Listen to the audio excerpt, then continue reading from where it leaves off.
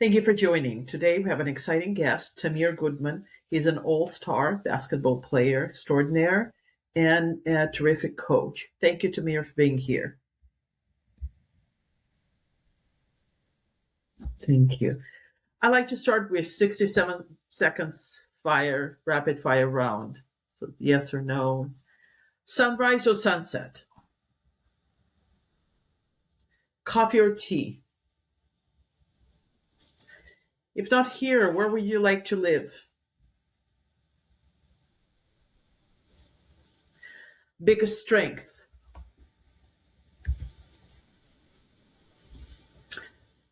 Pet peeve?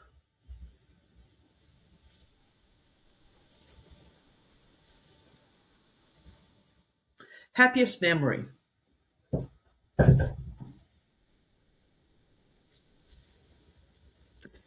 Any player alive or not you would like to play one on one with?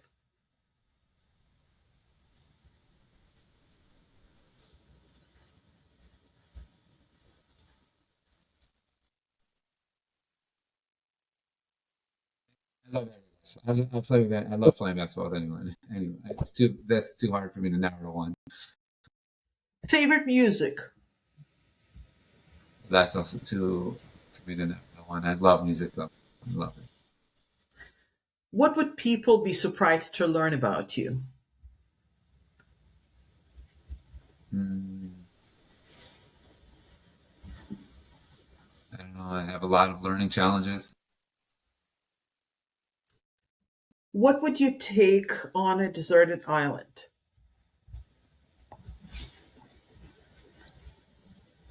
Take on a desert island. Um, a lot of faith. Describe yourself in 3 words. Try to be sweet and kind and kindness, faithfulness, and giving. Wonderful. That was the end of our rapid fire round. Let's move on to a longer question. You can answer as long or short as you'd like. Who got your first basketball?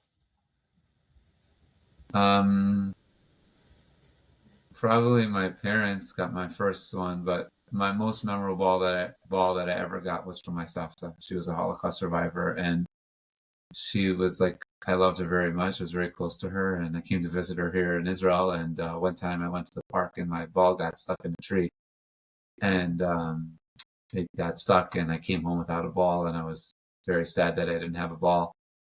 And then I told her what happened, and then the next day I came back, and there was a brand new ball on my pillow, and Oh, that was something like that I will always remember her sweetness and kindness, especially somebody that went through as much suffering that she did in 2 concentration camps, and just how she always came back out so sweet, and she was great to everybody in the family and everybody in her friends, everybody who ever came across. Like, how did she come out to be so sweet and caring, even after all the trauma that she went through? Is something that I could never wrap my head around enough. Like, I just can't believe how amazing of a human being she was. what's the biggest lesson you learned from her? I think my biggest lesson that I learned from her is, like, she told me before she passed away that she always remembers what the Nazis did to her. Like, and even though it was always there, it was like in her mind. She never. She chose to be happy and chose to be good and chose to be sweet. Meaning, like, it's such an amazing strength that you have all that, but like you don't let it define you. I think like she's like a superwoman hero. It's an amazing thing that I learned from her. Do you remember her too? You think of her often? Oh, every day. Like, I am so thankful that I was raised by her, and I think something even more incredible is that she lived long. She lived long enough, almost to 98, so that my kids got to know her too. So I'm forever grateful to Hashem that they got to meet her too. I mean, she was everything to me, but just like, who would ever thought that my kids would get to know her too? That's an amazing thing. I still have her picture by my bed every night. Yes, I think about her all the time. It's what I call pure wealth. It's nothing more Yeah, important than yeah, grandparents. What was your yeah. first? She amazing. Yeah, go ahead. No, just she was amazing. Like she was. I miss her very much, and I just she was. I'm so thankful that she was my grandmother. Did she go to some of your games, or she lived in Israel? Yeah, she lived in Israel, but Okay. she tried as much as possible to come visit us in America. And when she would come, she would. Yeah, I think she came to two games. She probably saw me play twice. One time I played poorly, and I was really sad because I wanted to play well for her. But it's like after the game, she gave me such a big hug and a kiss. Everything was okay, and I was like, it's just basketball, and who knows what she's been through in her life. I can't be sad. I gotta find a way to smile, and she brought me out a smile, and yeah, she was unbelievable. For my bar mitzvah present, I got to spend the summer with her. My parents Oh, were like, "Do you want to have a big party, or would you rather take the money and go spend 6 weeks with her?" And I said, "I'm definitely want to go be with her." So those were amazing 6 weeks. Very, very good 6 weeks. I learned so much from her about life and um, yeah, I just how to prioritize things, what's important, what's not important, and how to live practically, emotionally, physically. Like practically, like she spent a lot of time with me teaching me how to fold things, and how to keep things neat and orderly, and how to eat properly, and how to just like a boot camp on mannerisms. I mean, I don't think they're old European mannerisms. People probably don't even know about them anymore. But I'm glad that she taught them to me, and it was very special moments. And most of the people in her building were Holocaust survivors. So every day at like 5 o'clock in the evening, the sun would go down a little bit in Israel, and they would go downstairs and they would talk, and it was just very fascinating for me to see these survivors and how they all picked themselves up and what they focused on, what they prioritized in life, how they went about their lives after everything they went through, and how much they cherished friendships and relationships and nurtured each other. Slowly, one was getting sick and they were getting older, and just to see how they would jump up and cook for each other or bring each other medicines or take each other to doctor's appointments. It's just the Holocaust survivors they were just, unless you grew up around them or saw them, they were so magical. Their hugs meant so much. Their kisses meant so much. The way that they went about family, and I go around the world, you don't see it anymore. It was a magical people, very, very magical people, and I'm thankful that I got to spend a lot of time with them. incredible mindfulness and presence and everything they do Yeah, because and they know and how and precious every moment. and understanding what's important in life, and when what's not. Any funny memory you remember? Well, With the first herself, comes to mind. I'm sure there are many. yeah, the first one that comes to mind is that I I'll share it too. Like one was like she made me like a necklace, like a dog tag, like kind of necklace with the key to the house. So she always wanted me to have that, never lose the key to the house, and I would take it. And in Israel, it's like you go out and the kids have much more independence here than they do in America. So I would just take the key and go play basketball and at the park. Um, and one time she surprised me with another Holocaust survivor. They came to surprise me at the park, like at the basketball court, and I thought that was a special moment because I just wasn't expecting it. I know we used to walk for exercise and stuff with her friends, but like wasn't expecting her to come to the actual basketball court. And when she walked on the court, she was just checking on me, make sure I was okay. But it was funny. I just wasn't expecting her to do that. I didn't even know she like kind of even knew where the basketball court was, so that was like a special moment, kind of funny. And another one was, this wasn't so funny, but it was really special in that in Israel, like you go to like a makolet, like little small corner stores to get what you need a lot of times. And there was one down the block from her house, and then another one. And usually we'd go to the one that was right down the block from her house. But another time she took me a little farther. But she just needed basic things, milk, small. And then when we came back, I said, Safta, like why didn't you just go to the local one? And I noticed that she was going home a roundabout way. She put her stuff in a bag, like in her own bag, like not with the store, so you can't see what bag it was from. Like she almost like hid the milk, and she went a roundabout way. And so I said, "Why did you do that?" So she said, "I like to support both people, so that each one should have like a livelihood." But she said, if this one sees that I got milk from another one, then I don't want to hurt his feelings. So I put the milk in Oh, this bag and we go back a roundabout way. So like that way she was like kind enough to support both wonderful. without hurting the feelings of the other one. And like again, like the sensitivity of someone like that went through so much I was just always so fascinated by it. So every time I walk past there till today, I always remember that moment. Did she talk about Holocaust at all? You know She what? she never did. She never did, and um, a little bit of it my fault, so it weighs on me a little bit, because before she passed away, she said that she was finally ready to tell everybody what happened. And when she did that, she told it to me. She told it to me that she was ready to talk. And I said, okay. And then I called Yad Vashem and I said, do you guys want to come tomorrow and we could film her and you could have it like properly documented? And when she found out Yad Vashem was coming, she canceled it because she said Mhm. she only wanted to tell me. Um, and she passed away. So we don't know. Maybe I should. I feel bad that maybe I shouldn't have called Yad Vashem. So that like hurts me a little bit. But there was one time where they were fact checking about certain deaths and dates and locations of like mass graves. And I did see like one person who was in charge of all this, and I was there. She spoke on the phone, and she was able to her mind was so clear. She was able to identify the location, the approximate of people that were killed, and where it was. They asked, she was able to bear witness of that, but I didn't. I don't really know much more than that. But I was there when she answered those questions.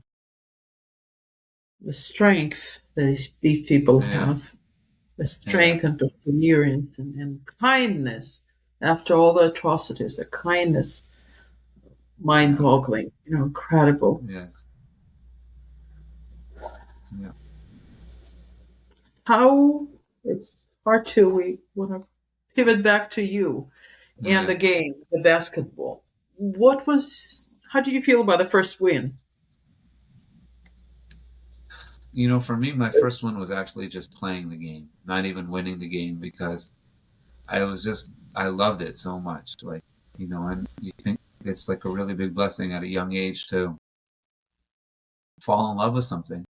Some people, it's hard for them in life to, find what they like, what their calling is. Um, and for me to be able to find something that I loved so much, that was a very big win for me. And they're thankful for it, because I'm, turning 44 and I still love it so much. I love basketball. My life is always going to be around basketball. So yeah, thankful that I got my first win and just falling in love with the game. Or what drove you on the court? What was your Well, driving force behind your game? my older brothers were playing, so they got Mm. me on there. But once I got on, I never left. And I also had very good mentorship, coach at a young age, and I think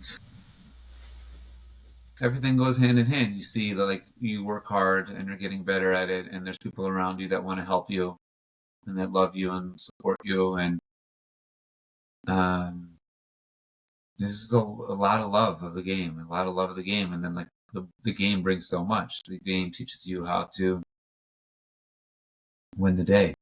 The game teaches you how to communicate, teaches you how to transcend, teaches you how to eat, how to sleep, how to overcome things, how to prepare. Um, so it's like through the language of basketball, like it affects the rest of your life. Like till today, everything for me comes through basketball. Did you have a favorite player growing up? Yes, Michael Jordan. Loved Michael Jordan. Loved him more than anybody could even realize. Um, how much he meant for me, how much I would pray for him as a kid, for his success. Um, and also, we had a pretty strict uniform for school, but I always managed to have something sneak something on Michael Jordan underneath, like either a wristband that nobody could see, or my undershirt, or every day I had to have something on Michael Jordan's, but still keep to the to the dress code of the school. Were you able to ever share with Michael Jordan that you were a biggest fan? Nah, I never got to meet him yet personally, but maybe one day. What would you tell him if you'll meet him one day? What would I be would the tell him first? thank you. I would tell him thank you because he had such a big impact and inspiration on my life, along with millions of people around the world who love the game and wanted to be the best players they could be. And we tried to learn a lot from him, both like on the court and a lot of his like mentality. I didn't learn mentality. You could tell, like watching the tapes or games on the TV, why mentality in terms of the strategy of the game or mentality. How do you tell Yeah, mentality? mentality of just like seeing him so many times overcoming things. Like there's a very famous flu game. I don't know if you know aware of it, but like you could see that he was so sick when he was on the bench, but yet like he somehow was able to mentally overcome it and go out there.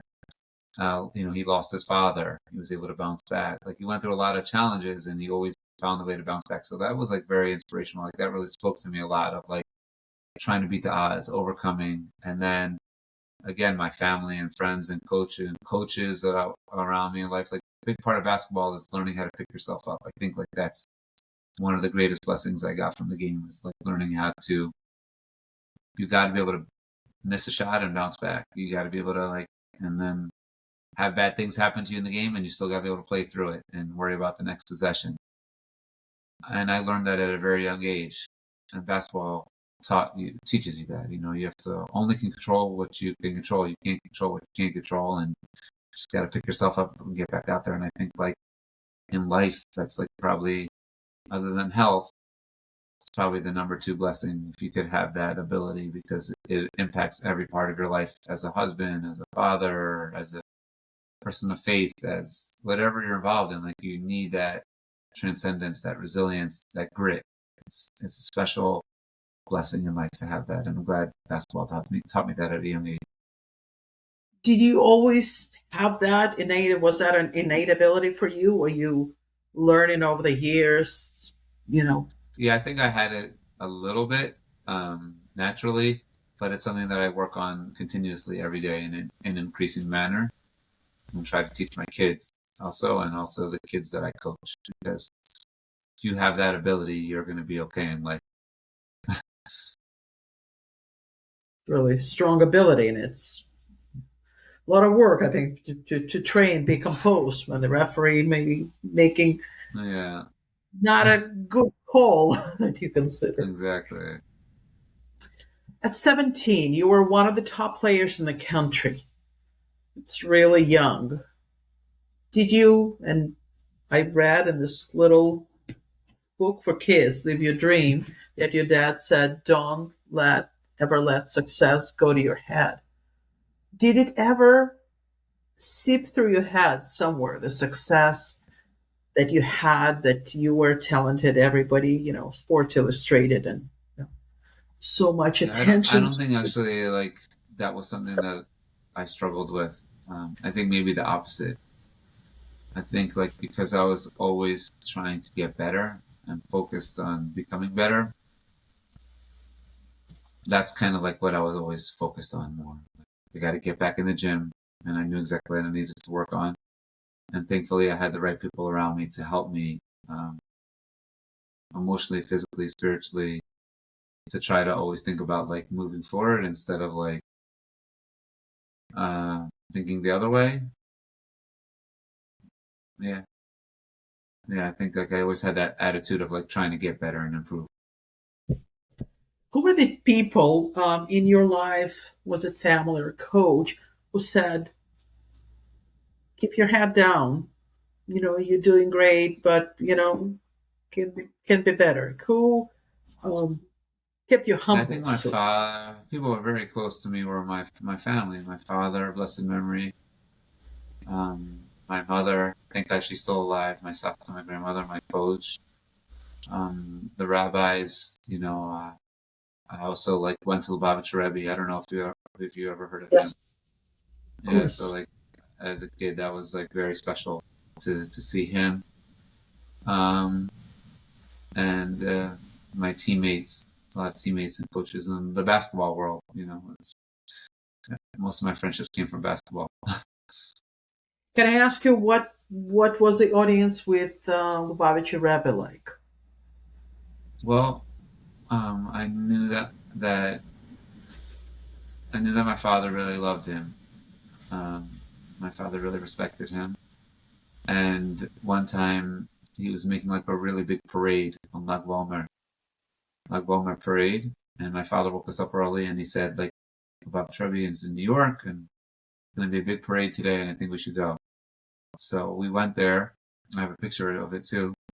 I just was very impressed with the pride of the parade of like Jewish people out in the street and not being embarrassed of who they were and of their faith. And I'm wearing my Michael Jordan shoes as I'm walking past the Rebbe. Like I already knew I wanted to be a basketball player, but I think like being able to combine like the love of the game and then with the love of like faith and doing it openly and not being embarrassed about it. Like that, I think that was like a really big day for me in my life. We also went other times, but the parade really made a very big impact on me of like hopefully one day becoming a proud Jewish basketball player. And you certainly did. Did you ever go on Sunday when the Lubavitcher Rebbe was giving out the dollar bills and you have a Yes, moment yes. to ask, Yeah, I have what my was dollar. I even have them. I have them right here.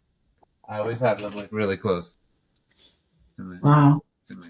Yeah. that's incredibly special. Unfortunately, came to this Yeah. country in '94, so you Yeah. You just came to missed it. San Francisco Bay Area, but heard Mary's stories. I interviewed Rabbi Jacobson recently, and it's incredible human being. That um, Yeah, what was I'm that very like? thankful that my father. I'm very thankful that my father, took us to Chabad to shul on Shabbat, and then also to the Rebbe. Like, and my father obviously lived that way too, meaning he was very. I think he really loved the Rebbe's teachings, and he lived his life that way. My father did. He really was a person of goodness and kindness and Jewish pride, and really tried to make the physical world as godly as possible, as a place like that God could call his own home, would feel comfortable. So I think I'm very thankful for that because that really helped me align everything with basketball for me. Maybe otherwise, people like it was very natural for me to like view basketball as like something holy because of those teachings instead of viewing basketball as something that's like a distraction or a waste of time. That's incredible. I never heard anybody speak this way. About sports. I mean, it's not just sports; it's your life, but it's very profound. What you just said. Thank Elevated you. everything you Yeah, do. What was the toughest experience in your career I when you think were some playing? tough things that I've gone through are injuries. That's something that's like for a player is probably the worst thing to happen to you, um, especially once you made it. Like, you got there and then you got hurt. Like to me, that is something that's really really hard to deal with. I don't think it ever goes away subconsciously. I mean, you could try to learn the lessons from it as much as possible, which I do, but that is very hard. But it's I recently heard like an interview with like a very famous singer, and she got sick and she couldn't sing anymore, and like she said something along the lines like, if I can't sing, I'm almost like not alive a little bit. Like, so a little bit of me understood that. I kind of understood that Really? because without basketball and not being able to play, like that's a very, very hard thing. It's like maybe the average person can't understand it because it's like you go into your profession later in life and you work hard and you pass the bar exam or you become a doctor or whatever it is. But like if you're an athlete, it's like most likely your entire life. When you're 7, you're 8, you're 9, you're 10, you're 11, 12, 13, you're just training and training and training and training and training and training. And to lose that is very hard. I think that's one thing, and then another thing is like dealing with like coaches that hurt you in one way or another. I think that's another thing because like you expect your coach to lift you up and make you a better person and a player, and sometimes if you fall with the wrong coach in different scenarios, I think like it's another really hard thing for a player to have to overcome. How did a difficult experience affect your life? Injuries and this coach that, let's put Yeah, it mildly, was not nice. And I think the way that affected my life is it hurt a lot. Number one, it definitely hurt, and wish I could have played longer, and I wish I didn't have to experience these type of things. But they also made me a much better person and a much better coach because I never want any kid that I work with to ever experience anything like that. And I also like when I'm training my players now, I always make sure like they're taking care of their health the right way. And if God forbid they have an injury, that they come back only when they're ready mentally and physically, and not try to rush them back, so that they can be as healthy as possible and also learn how to prevent injury as much as possible. Like really focus on eating and sleeping and strengthening and conditioning and what are all the drills that you need to do. Um, so I think like even though it hurt, it definitely made me a much better person and player. It gave me a lot of sensitivity to be a better coach and a better husband and a better father and person. I would say. So you lose your dream at the height, it really makes you more sensitive to other people's struggles, I would say, and wanting to help them reach their dreams. If everything just goes smoothly for you, and it's hard to have sensitivity for other people, I think. but where did you find strength not to give up? It's easy, it's professional sports. It's competitive. It's tough. It's rough, and physically, emotionally. How Yeah, do you find strength not to give up and there? I think for me it was like trying to play for a higher purpose. Um, so like when we try to do things for a higher purpose, it gives us a little extra motivation to bounce back and to keep going because it's not just about our own ego, it's about something bigger than ourselves. Like if you think about it, if you're like on a mission for somebody or something, most likely you'll have more grit than if you were just doing it for yourself. So because I tried to play for a higher purpose, it helped me come back sometimes from situations that seemed like it was probably impossible to come out of. Was August 13th, 2003, the happiest day of your life at that point in your life? Yeah, but thank God it gets happier every day. And that's like one of the teachings, one of my favorite teachings from Lubavitch Rebbe, because he said, um, there's like a saying in America or something, some saying that says like you should be as happy as you were on the day that you got married, or there's some type of saying like a famous saying. People bless the Khatan Kala, like you should be as happy as you were on the day of your wedding, something like that. And the Rebbe said, actually, because love is something that always grows, it doesn't have a limit. That's not really like such a great blessing because every day technically you should be happier than you were on your wedding day. You should be growing in love every day, and he was right. And I'm thankful that I'm able to be a witness of that. And my wife is everything to me. Thank God, yeah, in every way. Another blessing. It's not all. everybody will, 22 years later will say, would you marry the same person? Not everybody would say yes, So Yeah, that's a, thank God. you know, you Thank guys God. Thank God. Thank God. are blessed, and Thank I God. understand you because we've been married for 30, over 30 years. So I hear you. What do you think the most important in finding a life partner, great life partner?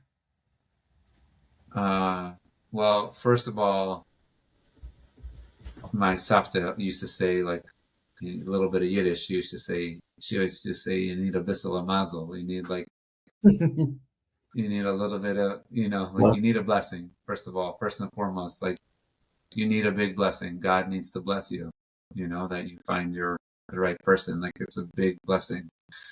In addition to that, I think it's just like you need to find someone that is your teammate. And by that, I mean completely committed to being part of the team. It's almost like Coach Harley at UConn. He always says, like, every thought, speech, and action you have at this program, he tells his players, it has to be for us about winning. Like, everything you're doing has to be about moving our team forward. And if your thought, speech, and actions aren't about that, then you're not, this isn't the right program for you, basically. This is, so it's just like, when you're in a team with someone, like, every thought, speech, and action has to be about moving forward. what did you learn about yourself after you found Judy, or what do you keep learning Oh about yeah, yourself? so much. I The Torah says, like, Ezer Kenegdo, like, basically helps you grow in ways that you never thought were possible. And for me, like, I just became a much better person, a much better, just growth. So, like, learning, like, physically, like, how to read and write better and talk. Like, I was very, I don't know if you ever saw, like, the movie Rocky, and, like, Adrian is by his bed and she's trying to teach him how to read and trying to do, like, a lot, because I spent my whole life just in basketball. I was very behind in a lot of other ways. But she never like discounted me. She always brought me up, always brought me up, even though I was very behind in a lot of ways. And just like how, through every injury and every setback and everything, just like always having her there as like an unshakable support and love is, I mean, that's what life and love is all about. You can't really get any better than that. I don't think there's anything greater than that in this world. So, very thankful to her. August 2009 was perhaps a very tough time for you. How did you cope with the retirement? And it was very hard for me. It's always still going to be very hard for me in one way or another, because I wish I could play longer and played statistically better. But I think I learned the biggest lesson of my life, which is of, like, not what I need from God, but what God needs from me. Because in my Mhm. mind, like, everything I wanted to ever do was, like, just play and play and play. But I've been able to accomplish so much more when I wasn't playing, because I was able to reach a lot more kids, impact a lot more lives. And I think, like, looking back, or after 120 years when I have my meeting with God, I'm going to be able to say thank you that I got to live out my dream. But the second part of my career was probably where I was able to, like, reach my potential as a person and what he was expecting me to partner with him in this world. So, um, yeah. What's your coaching philosophy? My coaching philosophy, the first thing is, like, every time I get on the court, like, I need to do everything before I get on the court that I feel really great about myself. Meaning, I need to, like, usually study, daven, pray, and work out. And if I did those, then, like, the players know I'm all in just for them. Like, I'm completely given over. I've taken care of myself, so they know when we're on the court, like, I'm all theirs to help them move forward as a player and person. and hopefully accomplish things they never thought were even possible. Because I think like my coaches helped me accomplish things that I didn't think were possible. And maybe that's why the Torah tells us to find for ourselves mentors, make for ourselves mentors, because without them, we couldn't reach our potential. Do you think getting together outside the court for the teammates is that important for the end result in the game for the teammates to be? 100%. Yeah, you have to invest in relationships and friendships. My best friends still today are my teammates. It's something very Mm. magical because you put in so much effort, so much time, and you transcend together and you do things together that like makes a lasting impact. Um, and yeah, you have to invest in those relationships with players and coaches. Like I always say, like the I loved how I used to watch my coach, like the way he respected his wife. Like I remember how he would talk to her after games and how much he loved her and glorified her. And I was just a young kid. I was a teenager, that, and so that like impacted my life. Like when I get married, like I want to be able to talk to my wife that way also. So both for hanging around the players and the coaches off the court, there's a lot there to learn. How do you measure success? I think success is trying to reach your potential and what God sees in you and what God is expecting you to contribute and partner with Him in this world. That's how I try to define it. And when I go to bed and I say, did I win the day? Did I make God proud of me today? And then what can I do better the next day? What is easy? Was it easy for you to find out what God wanted from you, or it came? I always knew it had something to do with basketball, but it's been one unbelievable journey of ups and downs and a lot of challenges. So it uh, it moves around a little bit, but it still has to do with creating a dwelling place for God through the game of basketball. There's different hats to that, but I'm glad that I had that. Do you live your dream life now? Yes, I could have never imagined that I'd be blessed with, thank God, the wife that I have and the 5 amazing kids and son-in-law that I have, and I'm in Israel. So um, I'm very, very thankful for that. When are you the most joyful? I think I'm the most joyful when I'm with my wife and the kids, and they're happy, and seeing the kids happy. That to me, my wife happy. Like I guess that's like the ultimate happiness in this world. I would say. What is your proudest achievement? This. Uh, I would say being a husband and a father. I don't think that for me anything greater than that. Maybe also a good son. Make my mom proud. My mom's still alive, thank God. So, What makes you laugh? um, funny things that happen in the basketball world, I guess, that I could relate to. Yeah, I would say. The last question I ask all my guests: what do you find extraordinary in every day? Just how just I'm enamored by godliness, by the world, and by humans, and we say in the Kulam Chokhmah Sita, like God, everything you made with so much genius. I'm very, I just always blown away by that. Yeah, every day. I would say. That was Tamir Goodman. Tamir, thank you for being with us Thank today. you. Have a great day. Thanks for thinking of me.